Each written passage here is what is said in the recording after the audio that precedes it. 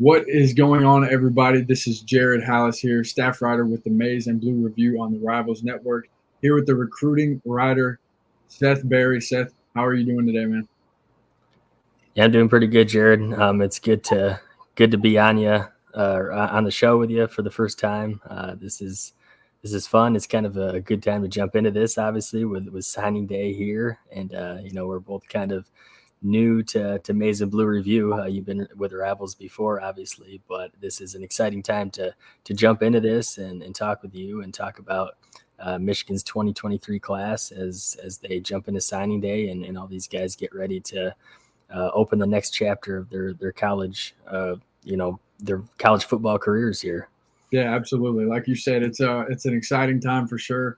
A lot of dreams are going to come true. We're recording this on Tuesday the 20th, so tomorrow, essentially 12, 13 hours from now, a lot of these guys are going to be doing what they've wanted to do since they were young. So it's a super exciting time. Who's Got Next has taken a little bit of a hiatus, but as Seth mentioned, we're happy to be back here. And today we're just going to run through this class as fast as we can. Seth and I are both pretty. We've got our hands full. Let's just say that with the recruiting content as we get into signing day. It is 6:42 where I'm at, and I've got some caffeine on standby. If that tells you anything, so if you're on Maize and Blue Review, you guys are going to love everything that Seth and Josh, Trevor, the whole team has coming. Everyone's been working really hard. It's going to be a fun time. You will see me sip out of this occasionally as we go through.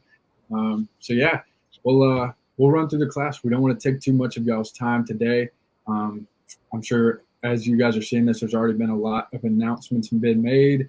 Hopefully y'all are enjoying the content that we've been putting out. Seth, quick question for you before we move into that. I just said it out loud and it made me think, am I going to get judged for saying that? No judgment around here. I don't hear it much with the part of the country I'm at, which is in Michigan, and you're not in Michigan. You're in Georgia. So right. We have a different accent here, so that'll be a interesting dynamic for people to listen to. But yeah, y'all is good with me. I'm not. You won't hear me dropping too many y'alls, but you can go ahead and do as many as you want. So cool deal. Hey, that's what it's all about. We've got two different accents, two different minds. The more, the merrier. But Seth has been the guy. He's been on M&BR for a few months. He's got tons of information on these guys. You guys, I'm sure, have seen his coverage up to this point. So we're gonna be talking about these guys, and Seth will have probably the majority of the info. I'll plug in here and there whenever I can provide value. But let's go ahead and get it rolling, man. And we'll start it. How about we start it from the first commit, and we'll go all the way to the most recent. So I think it would be Adam, right? Or are we gonna count? We're gonna count that. Cool. Well, let's go right into that. Kickers count. Yeah, they sure do. Especially me as a soccer player. I mean, yeah, kickers are essential, especially with Jake Moody. His career coming to an end. So yeah, that's an important one. Yeah. Well, tell me what you think about him. Obviously, a long-time Michigan commit now. What's his recruitment been like, and what should Michigan fans expect from him? Yeah, I mean, this is the guy that they got right from their backyard and right back in Ann Arbor. So, like I said, with the kicker situation with Jake Moody being a grad student, this is a direction they're going to have to look toward, starting next year and seeing what they do with the kicking situation. So, it's a guy who just played in, the Army All-American or Army Bowl game with Samaj Morgan, his fellow Michigan, state of Michigan commit.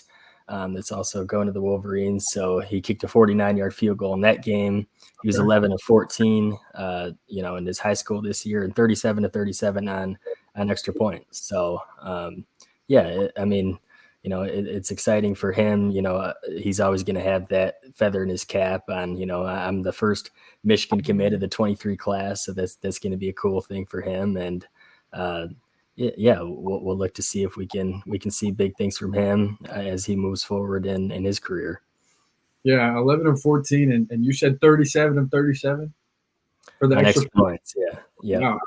For high school, I mean, really at any level, that's super impressive. You see kickers these days, even in the pros, leaving them left or leaving them right. So that's certainly exciting and somebody that, could be super impactful throughout his career at Michigan for sure. You mentioned his teammate Samaj Morgan, who was the second commit behind him in the class. What should we be seeing for him? Yeah, Morgan, not his teammate, but he's from Michigan, so he's West Bloomfield. But yeah, Samaj Morgan, he's a guy that they have. It's an interesting core of wide receivers in this class because it's a lot of guys, and we'll talk about Frederick more later, Yeah, who are kind of quick twitch wide receivers. Get off the ball quick off the line of scrimmage and be able to hit you in the intermediate game. And then after they, catch the ball, can do some damage in open space. Morgan's going to be that guy. He's small, he's 5'10", he's about 180 pounds, so he has maybe a little bit of growth for, to put weight on and things like that. But he's never going to be a big guy. He's not going to be an outside, I mean, he can't be an outside threat. I mean, he plays a little bit above his size, so I can't say he's not going to grow in that area. But just kind of a home run hitter, a big play, explosive receiver, and then someone that if he develops, then you're going to see him making a lot of big plays in a maize and blue uniform. He's listed as a 3-star recruit. I think.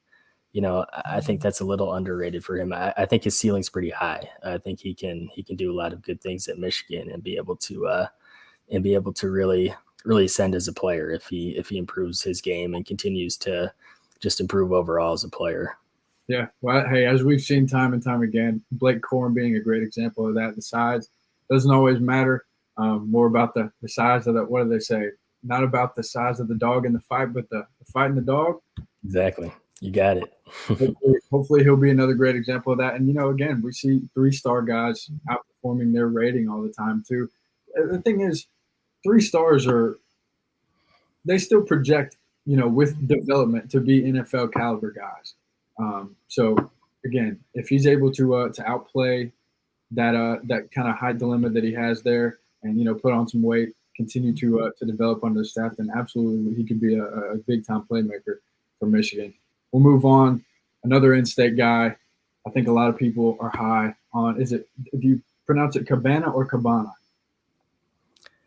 I think it's. I've always said Cabana, but those interpretations are kind of up for grabs sometimes. So when I did the story on him, we actually we texted back and forth and did that. So I didn't ask him directly the pronunciation there, but we'll get that by the time at least we're not in the play. I mean, Gus Johnson, as long as he has it, he's the guy that needs it. But absolutely. yeah, I've always said Cabana. So cool. Well, Cabana, I mean, 4-star guy in the state. You've talked about how important and just how it speaks volumes that Michigan was able not only to reel him in early, but keep him firm throughout the 10-ish months that he was committed to the Wolverines. Talk a little bit more about him.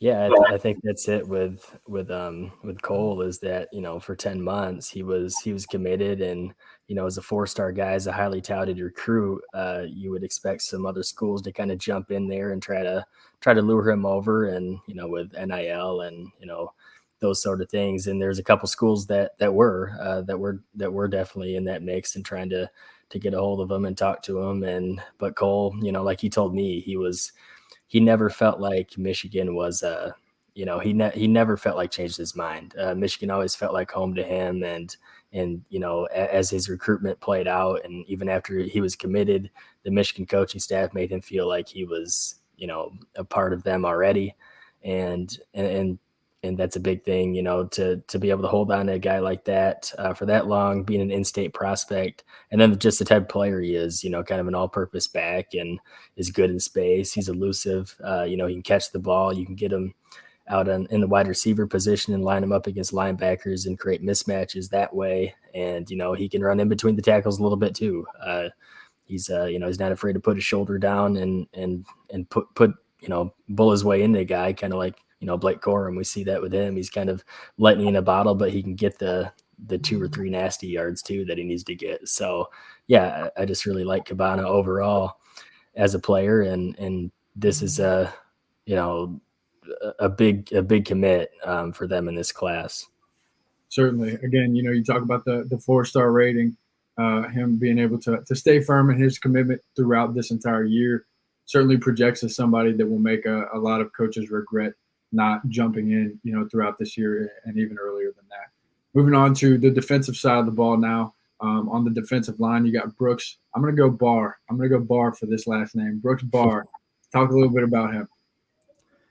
Yeah, Brooks Barr. I think he's more of a kind of an anchor, edge guy, like a run stopper. He's someone who can play on the inside if you need him to, on the edge in a 3-4 system, but certainly has the physicality and size to be able to knock people off the line of scrimmage and really help support the run game. He'll continue to develop and try to continue to develop as a pass rusher, and in terms of finding some moves to get out the ball and get around and get to the quarterback in the backfield. But he's not going to be bullied. He's not going to be pushed off the ball, and he's a guy that's going to be really physical and just body wise. I think really ready for Big Ten play already. It's just a matter of kind of honing in the fundamentals for him, but or the different parts of his game. But yeah, I like him as well. It's a really good, I think Mike Elston, the Michigan defensive line coach, he's done one of the better jobs, especially in this cycle, for Michigan on the recruiting front, and a lot of talent on the defensive line. They lost Collins Achiampong, which was one of their top recruits, and the defensive end to Miami. But the class is still looking good as far as the defensive line goes, and that's a big loss right there for sure. But hopefully, guys like Brooks Barr will be able to kind of compensate for that and continue to progress as their career, as his career goes. Yeah, absolutely. Certainly another good win, like you said, for Coach Elston. That will be a common theme throughout this podcast today. He did, as you mentioned, have a lot of great wins throughout this cycle. Next up, dipping into my parts, into Kennesaw, Georgia, about an hour north of where I'm at. They play a lot of good football down here. I always like to brag on Georgia being some good recruiting soil. You talked about Achiampong decommitting and ultimately flipping to Miami. This was a guy who committed to Michigan over Miami, among other schools, including in-state offers and other Power 5 programs. What do you have to say about Benjamin Hall? Yeah, I mean, when you look at the running back room in this class, it's a guy that in Hall that's kind of the opposite of Cabana in terms of being able to. I mean, Cabana can run in between the tackles, but Benjamin Hall is a physical running back, right? And can really get those 3-4 yards when you need it. And when the hole isn't there, just put his shoulder down and get the yardage you need for the first down. So, but watching his film, he shows a little bit of dynamic and dynamicness.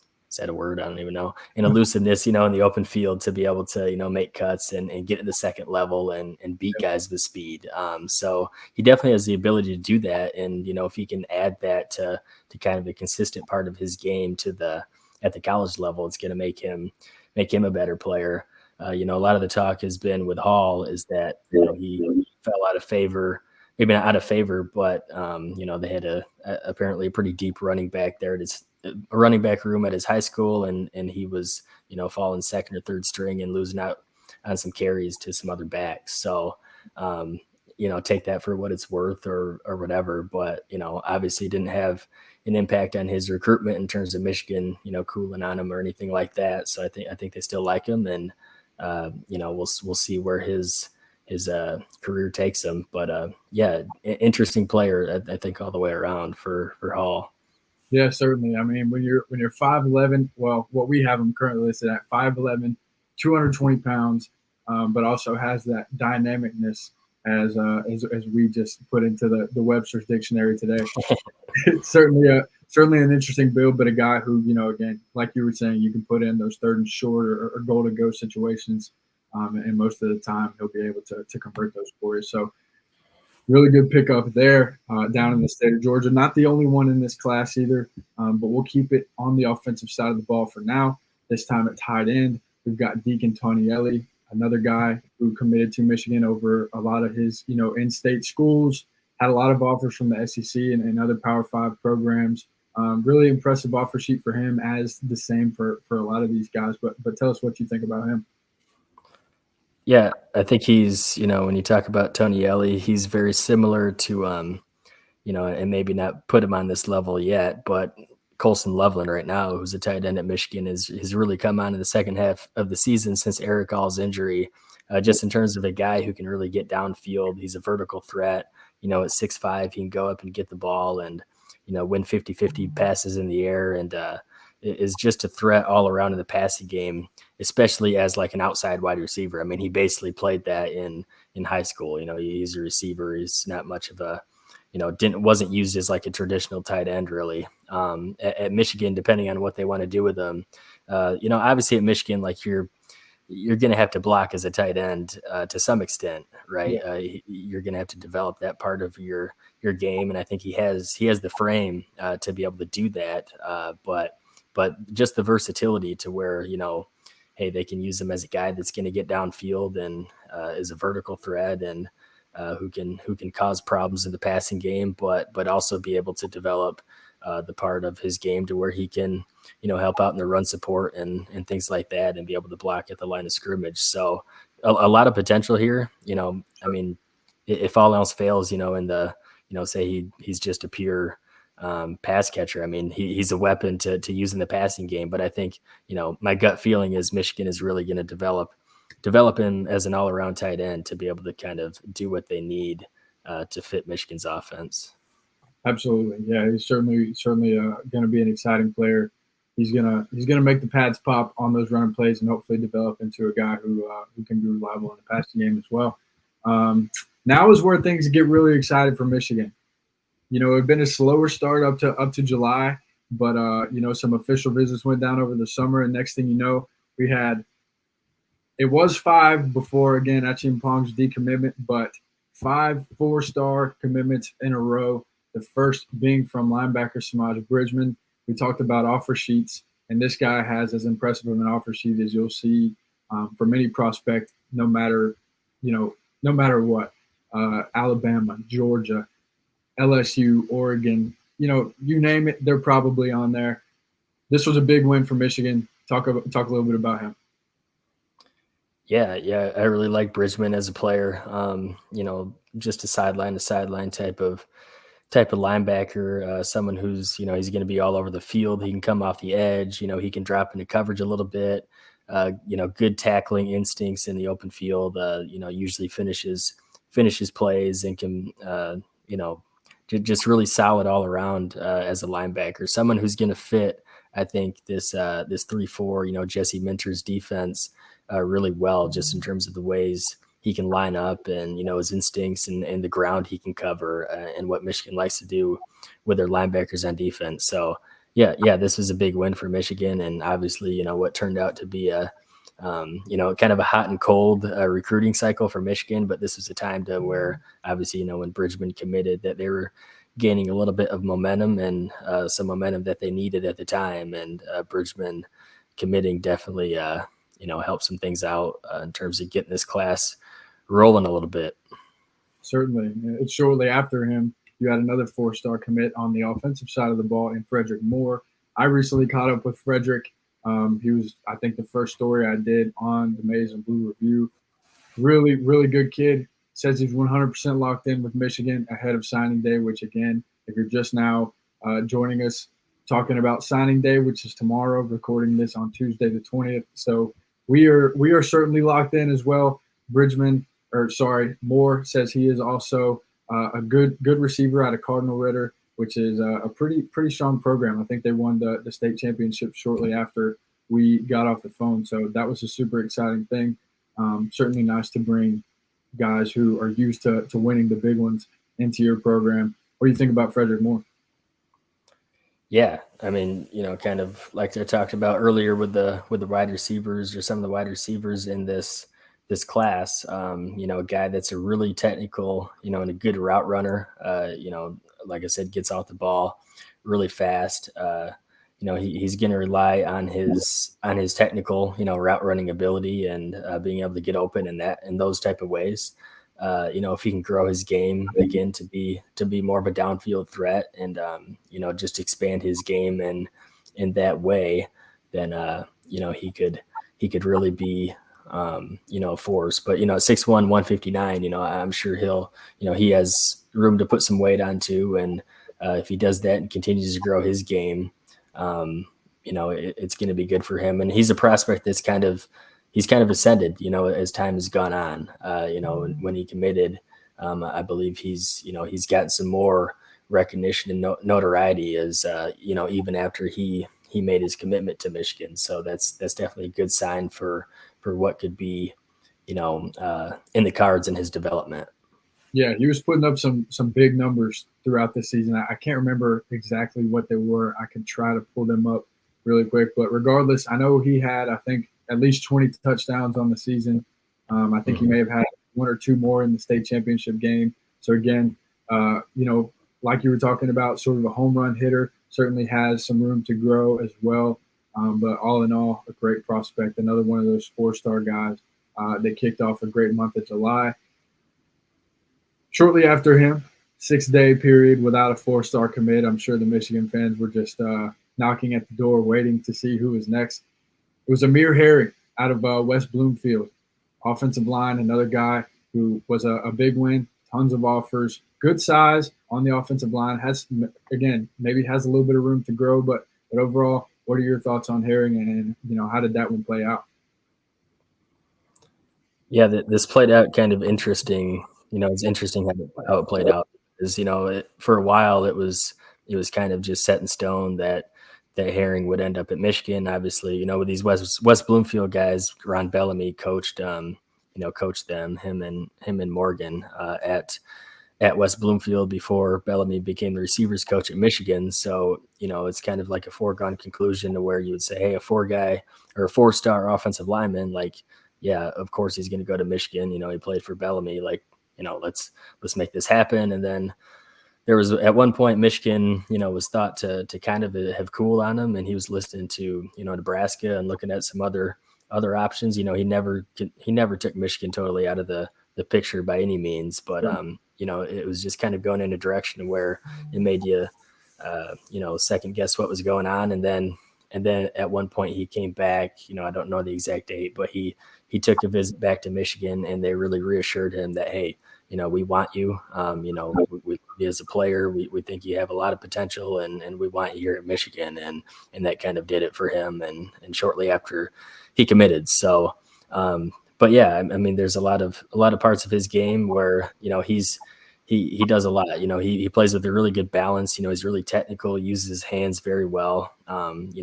At the line of scrimmage, and is a very physical player. I think culturally really fits what Sharon Moore and Michigan's trying to do up front, and just kind of is kind of a nasty, offensive lineman who's going to finish blocks and do all those type of things.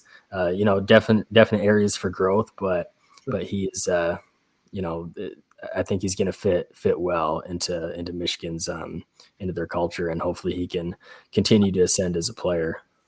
Yeah, absolutely. Speaking of growth, Eno Edo was a guy who quickly, grew as one of the top defensive line prospects in the country. A guy who's not grown up playing football, but very quickly, became again one of the hotter prospects on that side of the ball, and in the country, currently in the Rivals 250. Although there has been some questionable movement in terms of his ranking. I don't think anybody's doubting what this guy's ability is and could be with the right development. He's got the size. Obviously, the film looks good as well. What do you think about him? Yeah, I mean, just as far as his recruitment, the main question with Etta was, with Achiampong going to Miami, people thought, okay, what is Etta going to do, since him and Achiampong are kind of close and good friends and whatnot, and people are wondering whether he would, reconsider. He hasn't publicly come out and say, Michigan is the for sure, my school type of thing, but he's active on Twitter. He retweets every time someone, Michigan gets a commit, and He's very, he's still active in terms of, supporting and rooting for Michigan, and, really seems like the trajectory is just fine there in terms of his Michigan status. But there are some questions there for a while. Of course, as a player, I don't, our rivals guys, our national guys know more about, hey, why does a guy jump up and why do they go lower and things like that. I just know, watching him as a player and watching his film, that he has a lot of ability, really good ability to get off the ball and, get to the quarterback. And, he's a really good edge rusher. I like him as a player and think he has a lot of potential. And I, like I said, I don't know why he dropped in the rankings as much as he did, but I think he's a player, especially in Michigan's system, to where they've proven, they can develop defensive ends and edge rushers, and they've turned guys, that might not do much in their first year or two of college, like David Ojabo, and turn him into a second-round NFL pick, first-round pick if he didn't get injured. So yeah, I think Ed is in a good spot, and they're really going to like him, once he gets on campus. Yeah, that was well said, and certainly a good opportunity for the Michigan staff to continue showing that they are the place to go. If you want to, like you said, develop into a first day or second day draft pick, then you come do it. It doesn't matter what the ranking says, but we know what we see on film, and obviously the staff does as well. And Ed certainly projects to be a super, super high upside guy. Just on a little side note, you talked about you see him active on Twitter a lot. I always kind of like we'll have some superlatives on M&BR tomorrow. But just out of curiosity, from what you've seen, if you had to name one guy, who would you say is recruiter of the year? It's always fun to see the recruits turn into recruiters themselves. So from what you've seen, who's been the most vocal? Who's had the most influence over the rest of the class in terms of bringing other guys in after they were committed? Oh man, that's a tough one, but I think I don't know how many guys he's brought in per se, but Samaj Morgan, just committing as early as he did, and he's a guy that was Michigan since day one, right?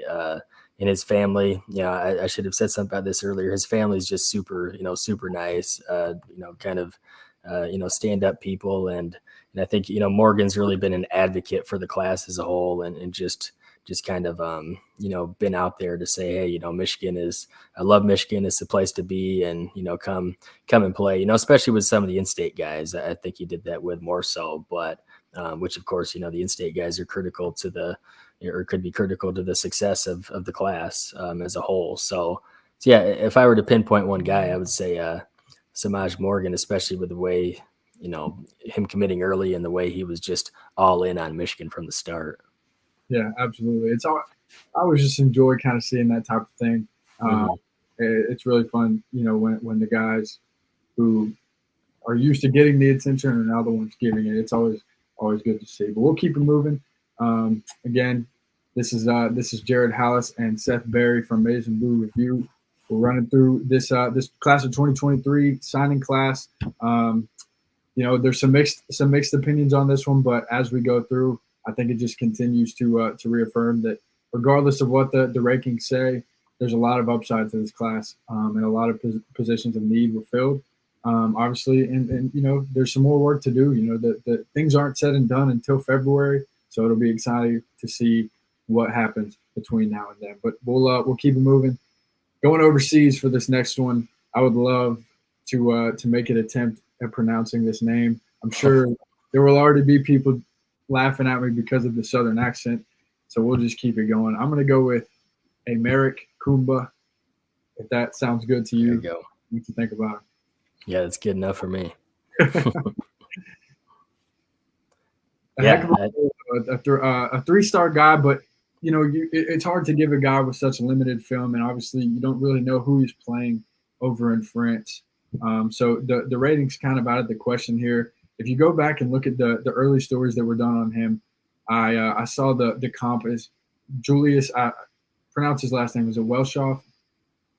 Yeah, something like that. Walshkov, or I'm not exactly sure, but yeah, you got the right guy. I saw that comp and I loved it, and it brought back a story for me as a Georgia guy. I really remember when he was committed to Georgia Tech, being excited about that before Michigan came in and flipped him. I'll tell you what, I've got a Michigan shirt on now, but I was not a fan of them at that point. Um, Certainly another opportunity for them to get an overseas guy and develop him the way they have. So yeah, what are your thoughts on him? Yeah, I hit on we talked about some of the overseas guys earlier with, and I talked about Ojabo, and then, Kwity Paye was another guy. And, obviously, here, obviously there's a lot of unanswered questions, when you talk about, who do who he plays, and, where his development is really at, which obviously he's going to need a lot of once he gets to Michigan. But you just look at the measurables on him, 6'4".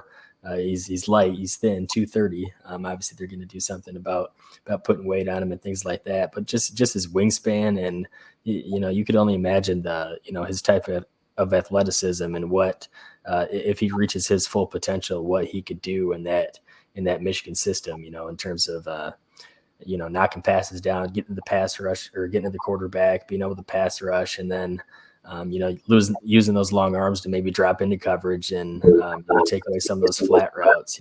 Michigan did a really good job of that this year with some of their defensive ends, and guys like Harrell, who were able to. You saw it against Ohio State. When they weren't getting to the quarterback, they were taking away a lot of the screen game, and the defensive ends were really doing a good job in coverage. So he could be one of those guys that end up kind of being one of those type of players. So, obviously it'll take a little bit to get the development and, get him on and get him used to playing, physical Big Ten football. And I'm sure, he'll go through some of that in practice and get a good wake up call early on. But yeah, it got to be one of the more intriguing prospects on the board for sure, just in terms of what happens with him going forward. Yeah, I mean, imagine a 6'4", 230, we'll call it, guy running a 4.47. It's ridiculous. Yeah, it's hard to picture, but certainly something that, as you said, so much upside there, and a guy that we talked about, Cole Cabana, being a guy that a lot of coaches could regret not going after. I think this is another one of those instances where, again, the staff's got a lot of opportunity to develop, and it'll be interesting to see how they do there. We'll keep it moving. Evan Link, offensive lineman out of Washington, D.C. Talk about size.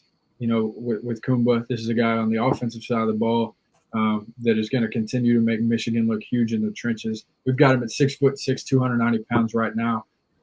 You can only imagine that will get bigger and better as he gets on campus. Talk a little bit about Link. Yeah, this was a good pickup. Especially when you talked about before Herring committed, Michigan. Michigan fans were kind of wondering, when are they ever going to get an offensive lineman, in the class in general. Right. And coming off the Joe Moore Award, and obviously winning that 2 years in a row now. But in this class, they'd won it once the past year, and you're thinking, okay, what's the deal here? What's going on? Are they going to sign any offensive linemen? And obviously, after Herring committed, and then they were able to go out and get this one too. And Evan Link was big.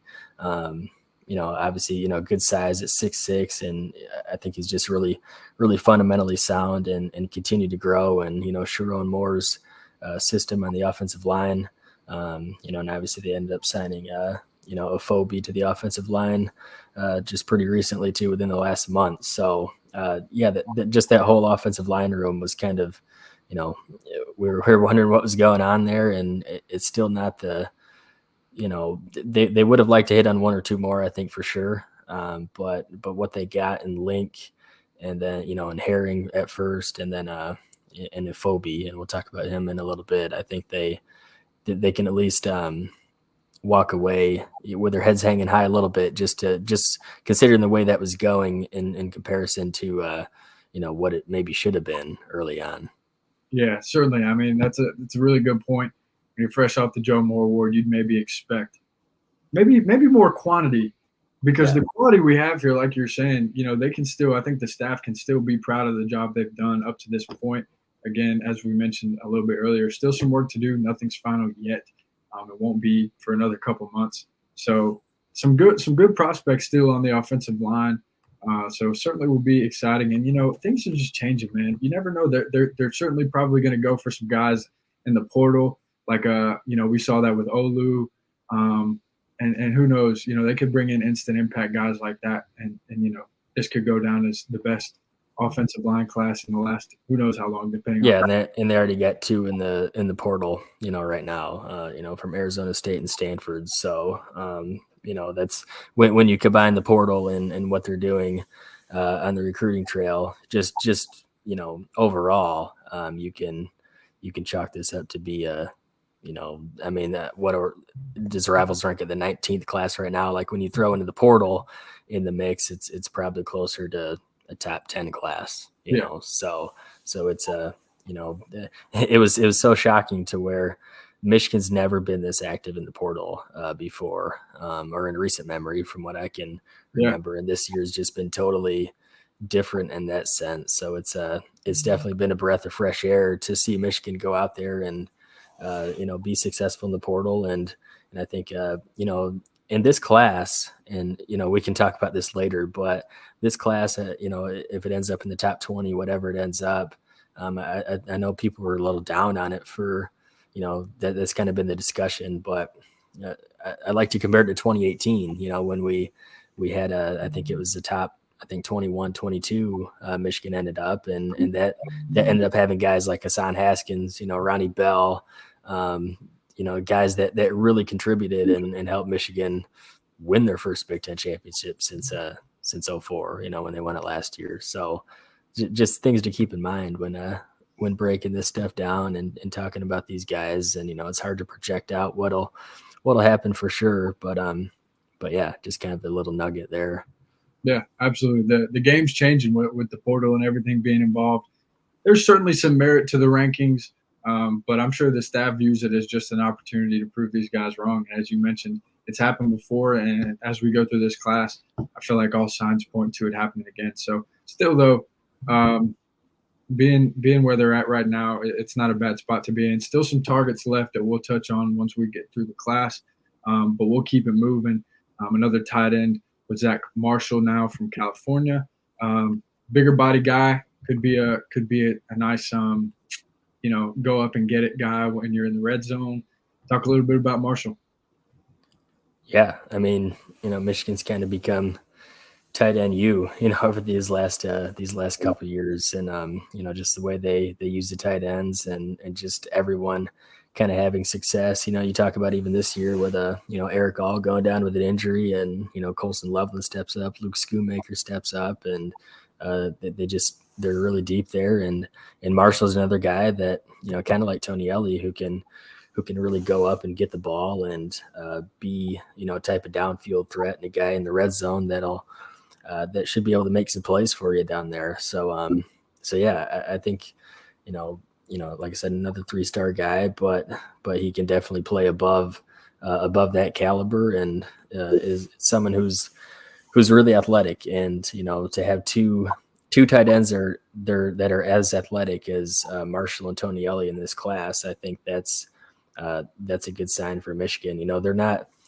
It's interesting because they're not the traditional heavy blocking tight ends. They're more of guys who can make plays in the passing game. But I think that speaks to what Michigan, how confident they are in developing those guys to be able to become kind of overall well-rounded type of players at the position.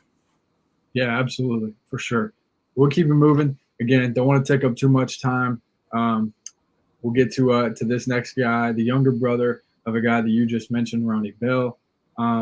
Someone not as highly recruited. I'm curious what your take's going to be on that. But Kendrick Bell, an athlete in the 2023 class, currently listed at 6 foot 380 pounds, committed to Michigan. Again, the younger brother of Ronnie Bell. What are your thoughts on that? Why do you think the offer sheet never got more extensive? Michigan and University of Massachusetts being the only two schools that jumped in. Do you think maybe it was one of those scenarios where you could just tell it's like, all right, this guy's going to play with his brother, and there's really nothing we can do about it? or what do you think was the case there? Yeah, I mean, I think there's, there would have been more schools on him if they liked his game. I don't think it was a case to where like he's automatically gonna go to Michigan because his brother plays there. I also don't think it was a case to where Michigan just offered him solely because Sure. Ronnie, Ronnie Bell was good. So, hey, let's offer his brother. So, I think it's a little both. I think Michigan definitely saw something in him, that they could, that they think they could develop and utilize him in a way that's going to make him successful. I know one thing about him is that he's very versatile. He's athletic. He played quarterback. He can play receiver, and where he may project, most likely is to the defensive side of the ball and the defensive backfield. So, we'll kind of see where Michigan can use them. But I don't think Michigan just would have offered him just to say, hey, your brother really worked out for us, so let's take a chance on you. I think there's something they saw in there, despite the low amount of offers, to be able to extend that offer and reach out and have him on, in this class. So yeah, that's kind of my take on that. Yeah, absolutely. I mean, they've already got the older brother, so if it was just one of those things to where they wanted to keep him around or something, there would really been no need. So clearly, there's something that the staff seeing in this guy. As you mentioned, a versatile guy. So it'll be exciting to see how the staff uses him once he's able to get up to Ann Arbor. Moving on, dipping back down into the Peach State for Nathan Afobe, a guy that they were able to pull away from pretty much every school in the state of Georgia, and some other ones, just down in the southeast region. It's going to be a change in weather for Nathan Afobe, but certainly going to a great place in Michigan. What are your thoughts on him? Yeah, yeah. This is another big win for Michigan. You talk about the change in weather. If you ever come up here, you're gonna have to get used to that. You're gonna have to bundle up, and if you come down to a game, I'm sure you'll have about 8 layers on. But but yeah, no, it was another big win. With Afobe in the class. I think he's another really solid prospect. We talked about the offensive line class as a whole just being solid in terms of the guy they're getting. Maybe you would have expected, a little more quantity in that sense. But, when you combine with the portal, maybe it's about the right number. But, yeah, I think I really like him as a player, and obviously had a pretty impressive list of offers come his way, and just good that Michigan was able to kind of lure him in from the South, and and bring him up to Michigan to play, and I think he has a good potential in front of him. Yeah, and again, you talked about the offer sheet. I mentioned the offer sheet as well, and I feel like it's funny. You always see mixed bags on this, but again, we talked about the overall sort of perception of the class right now. But as we continue to go through, it's like, all right, this guy had offers from Alabama and Georgia and the rest of the top 10. And so did this one, and so did that one, and so did that one. So, I mean, really, really a lot to be proud of if you're a Michigan fan, where you see these guys coming in. And again, just opportunity for the staff to prove us wrong. So we'll see what happens there. You talked about Bell projecting as a defensive side of the ball type of guy. We've got another athlete in Breon Ishmael out of Ohio. What do you see from him? Yeah, I think Ishmael, and we'll talk about him and Waller as well. DJ Waller, who come over from the same high school in Youngstown, Ohio. Yeah. This is a guy where Steve Klingskill kind of went over in that area. He's from Youngstown, and he kind of went over there late and kind of infiltrated that whole state, but especially that area, to be able to go out and get these 2 guys. So yeah, that was big. Are we? Wait, who are we on? Who are we talking about right now? We were just on Ishmael. I think you touched on Waller too. We're on Ishmael. So okay, I thought we're on Hewlett. That's my bad. So we're on okay. Yeah, so I was talking about the wrong guy. But yeah. So all right. So I'm talking about you had it right with Waller and talking about Youngstown and yeah. That. Yep. So I had it right with Waller. But we are on so we're on Breon Ishmael. Okay, it's okay. He's an Ohio guy. He's from Cincinnati. So yeah, athlete. Yep, both Ohio guys. But he's not from the same school as Waller. But yeah, just a really, athletic guy, at 6'5". But yeah, another guy that committed from Ohio, kind of late in the process, and they got a slew of them late, and were kind of able to really get some momentum going in that direction. And just overall, Michigan was able to get some positive momentum headed that way. We talked about class rankings, and we talked about a guy like Etta dropping. This is Ishmael's actually a guy that moved up in the recent rankings. So for whatever that's worth, but I think a solid land here for Michigan late. Like a handful of them were. Yeah, absolutely. There's been some late additions. Again, a couple more targets still out there looming. A lot of decisions still have to be made. We'll touch a little bit on that. Before we get to Hewlett, let's talk real quick about Cameron Calhoun, 6'2", 180-pound defensive back out of, again, Ohio. You talked about a lot of guys committing from that state late. What do you think it was? What do you think? Do you think the staff was just targeting that area? Obviously, a lot of talent in the state of Ohio. Calhoun being another example of that. So what do you think about him? And is he just is Ohio just going to be the next recruiting hotbed? Yeah, I mean, I think they're getting some guys that may not necessarily have Ohio State offers, but guys that kind of have a chip on their shoulder, maybe partly because of that, or for another reason. But I think a couple of the recruits actually spoke to that. Luke Hamilton's a 2024 guy from Ohio that that said, hey, Michigan is. They were with me all along, and Ohio State never really came into the picture with him. But yeah, talking about Calhoun, he's a player that I think Michigan the coaching staff liked. Obviously, as a teammate that also plays defensive back, that's going to commit to Ohio State on signing day. So that was an interesting dynamic with them.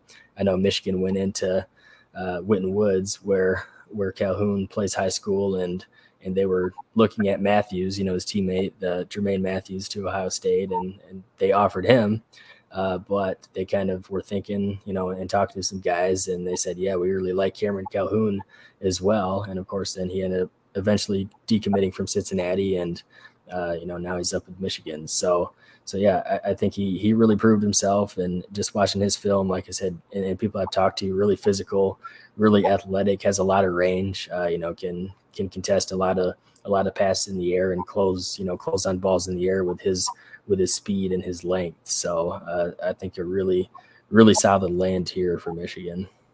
Yeah, absolutely. I'm sure he was pretty satisfied watching the game go down this year. We'll keep it moving. And we'll get to those Youngstown guys now. We'll skip over Roderick Pierce for a second to talk about Jason Hewlett and DJ Waller. As you mentioned, both from the same school, both late pickups for Michigan. What did that mean for Michigan's 2023 class to have these two guys join? Yeah, so this is who I got confused with Ishmael. All these Ohio guys are hard to keep in line. You look here, we've got what, the last 5 or 4 out of the last 6 commits. Yeah.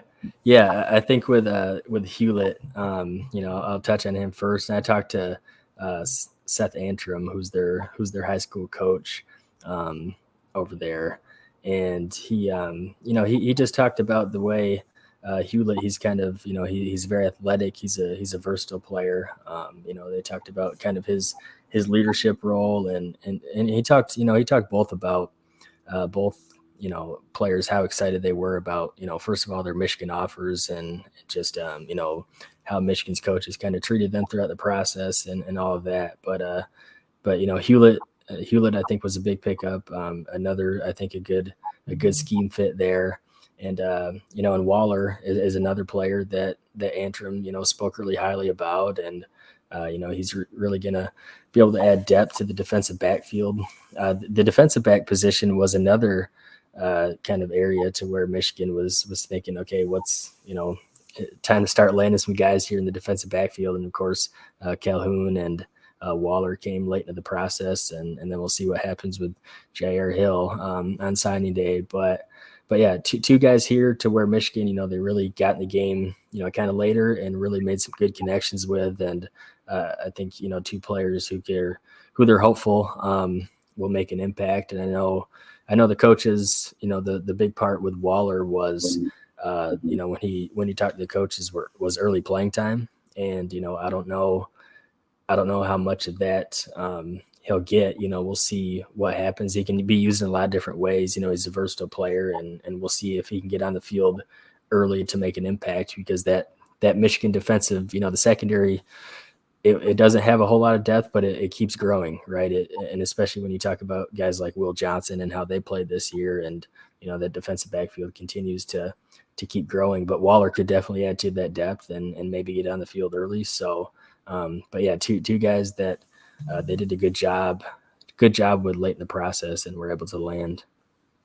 Yeah, certainly, absolutely. And while we're talking about kind of duos here, we'll go into depth on Pierce real quick, and then we'll talk about another Chicagoland guy, also on the defensive line, and Jamel Howard. But first, let's talk about Pierce.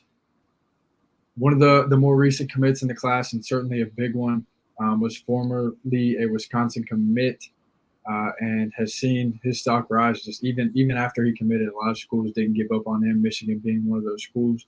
A really good win and a really good flip late for the Wolverines. What do you think about Pierce, and what also, what do you think about Howard, and what's your take on that situation right now? Yeah, I was, early in this process, and I told this to Dennis, who does another show on Maize and Blue Review last week, is, when kind of evaluating both these guys, who were both former Wisconsin commits, I thought that maybe Howard would be the first one to, if one of them's going to commit to Michigan, or both of them, I thought Howard might be the first one to do so. So it kind of, it didn't surprise me, but when Pierce committed, I was like, okay, that was really good win for Michigan, obviously, to be able to get him when they did, and we'll see what happens with Jamel Howard. I think he's going to wait a little longer, maybe into the late signing period, to see what he wants to do. So it'll be up in the air, I think, with him, and we'll see if LSU and Ole Miss, who he had recent offers from, kind of pick up the pace in terms of being able to recruit him and get into play a little more. But if it's just, if they just win Pierce, then that was obviously a big win for him, and someone who can really help them anchor that defensive line, especially in that system, to where, we saw this year Mozzie Smith and, Mason Graham and Kenneth Grant, two true freshmen that really had an impact, and that were able to come in and do a good job anchoring the middle of that defensive line. And I think Roderick Pierce is a guy who will be able to do that. Maybe not his true freshman year like Graham and Grant did, but definitely be able to make an impact somewhat early in his career. Absolutely, like you mentioned, it would be great for them to get both, but they're certainly already walking away with a smile on their face after having Pierce join the class. I think a lot of people were thinking that he was a Michigan, or I'm sorry, an Illinois lean after that official visit. A lot of good things seem to be coming from that, but certainly surprised a lot of people once he locked it down with the Wolverines about a week ago. We talked on Waller already. This is the last guy we have for now. Again, a lot of decisions still left out there. We appreciate you making it to this point. Let's talk about Hayden Moore, the most recent commit in the class, joined yesterday. So we're still learning about this guy a little bit. But yeah, tell us what you think about him. What are your first impressions? Yeah.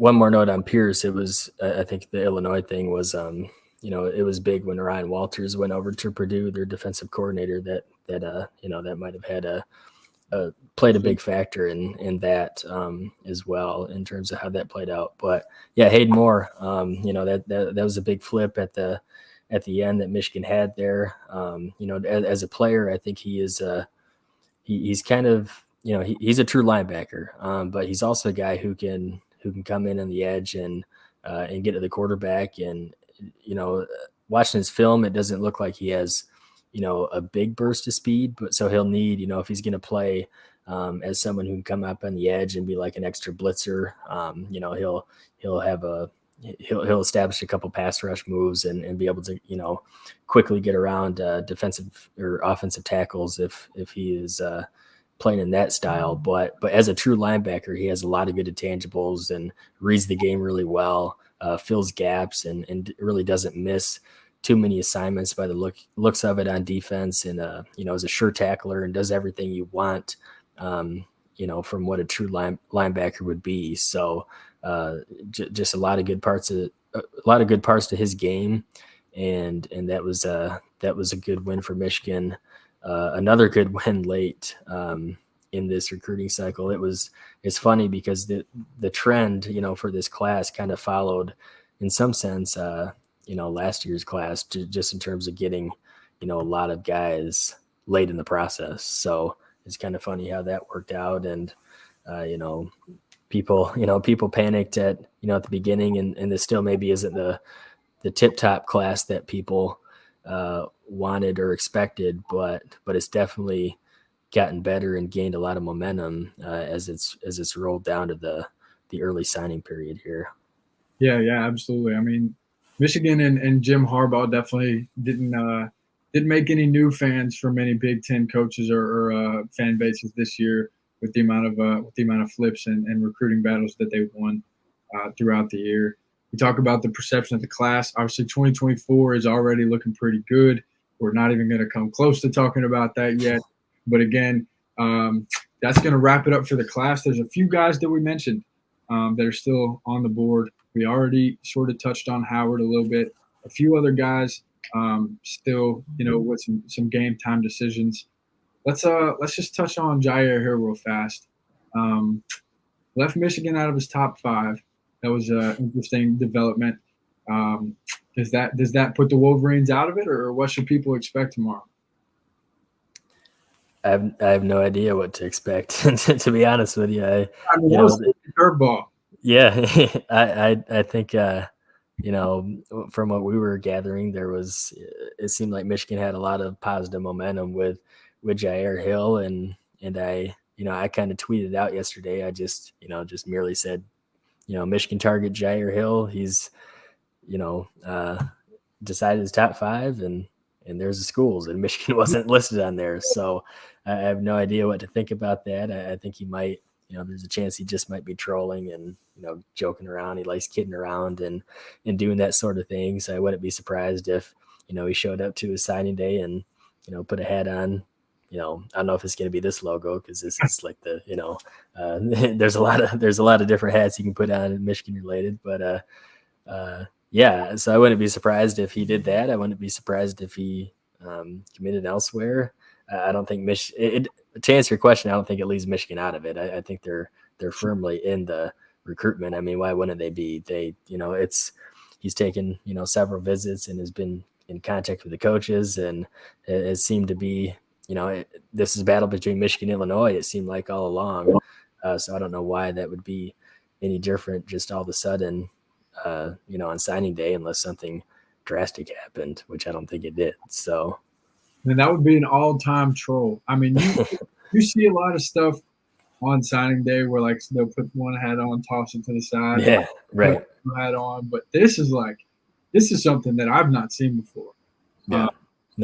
This would certainly be a curveball. We're excited to see what's going to happen there. We'll talk about one more guy before we wrap it up. Obviously, we're getting close to an hour here. We appreciate everyone who's made it this far. But what about Carmelo English? That's a guy that could really change, I think, the overall perception of the class if he were to choose Michigan. What do you think of him? Yeah. If they were able to land him, I think that would do a lot for this class in terms of the talent and on the offense side of the ball, and the things that English can provide for you in terms of stretching the field and making plays, and just being really dynamic in terms of being a threat in the passing game. So yeah, I think Michigan has a shot in your and I don't know if I'd call it 50-50 or what, but I think, somewhere in that 40 to 50% chance range that Michigan will be able to get this done. And if they do, that's going to be a big win. Yeah, absolutely. Kentucky, Auburn, Alabama, and Jackson State were the other schools that made his top 5. And that's who he's going to be deciding between tomorrow. I believe he said around 10 a.m. Eastern. So we'll be sure to be tuned in there. Obviously, we hope you guys will be tuned in on the Maize and Blue Review as we get into the thickness of the signing day coverage. I know Seth and I, once again, with the energy drinks at 7:40 p.m., we'll be up late tonight working hard to make sure you guys have the best coverage.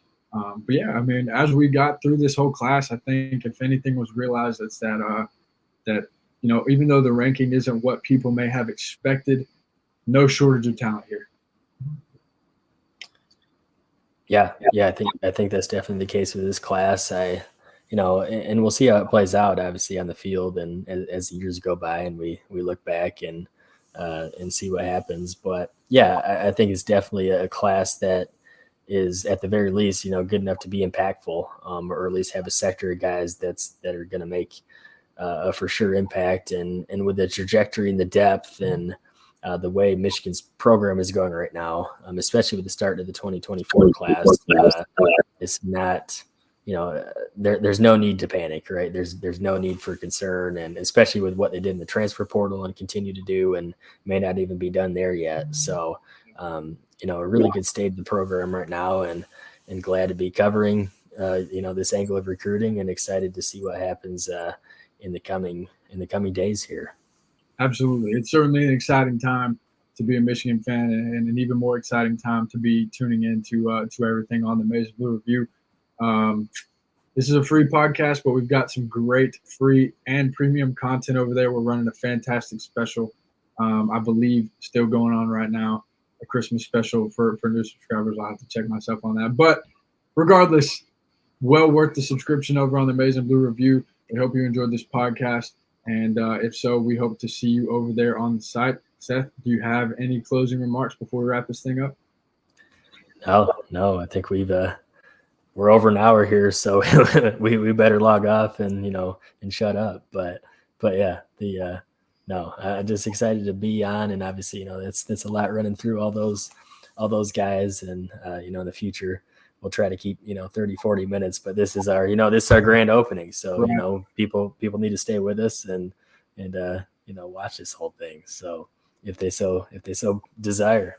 Absolutely. We'll keep it a lot more conversational in the future. For this first episode, it was always going to be a little bit longer when you have I think we're up to 22 guys now in the class, so it's going to be a little bit longer, but you did a great job breaking everyone down. I'm sure everyone enjoyed the analysis, but again, to all of you who listened, we appreciate it, and we hope to see you on the website. Thank you again for tuning in, and we'll be back soon with the Maize and Blue Review and Who's Got Next.